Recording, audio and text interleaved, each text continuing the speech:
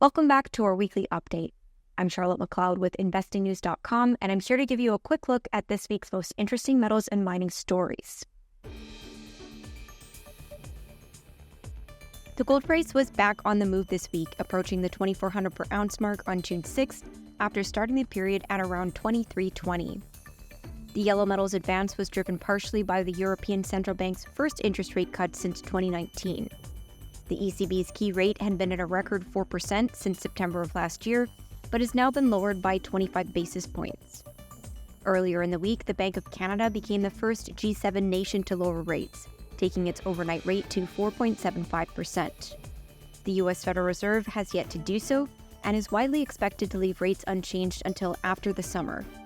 Market participants are now waiting for May U.S. jobs data, which will be out by the time this video is posted. Looking briefly at silver, the white metal slipped below 30 per ounce this week, but quickly recovered. While 30 is an important level for the metal, Peter Kraut of Silver Stock Investor recently explained to me that it's not too concerning for it to fluctuate a little. In his view, 26 is the worst-case scenario for silver. He doesn't see it getting much weaker than that, and ultimately believes it's setting a floor at 30.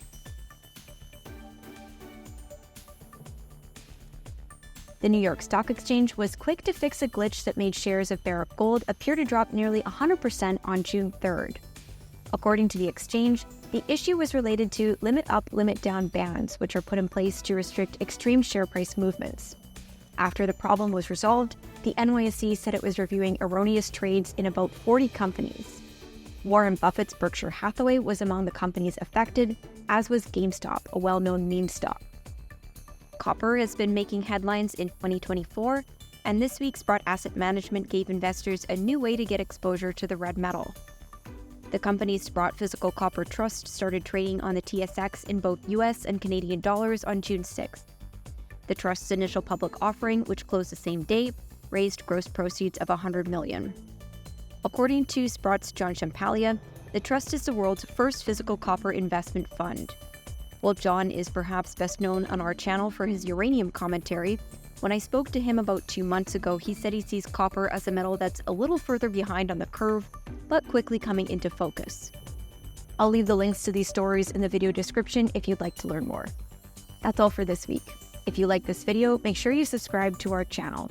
We'd also love to hear your thoughts, so leave us a comment below. We'll see you next time.